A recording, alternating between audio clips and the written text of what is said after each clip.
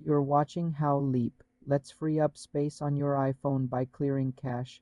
For Safari, go to Settings, tap Safari, scroll down and tap Clear History and Website Data. Confirm by tapping Clear History and Data.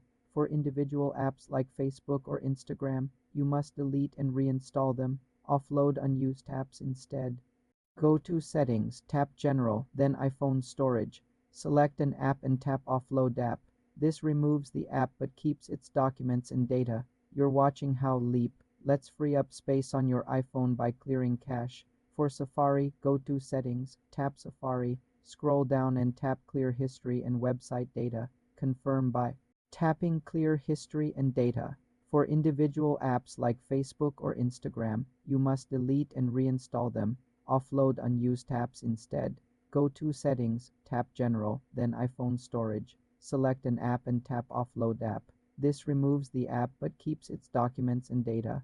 Also, regularly delete old messages and large attachments. For more simple tech tutorials, subscribe to the channel.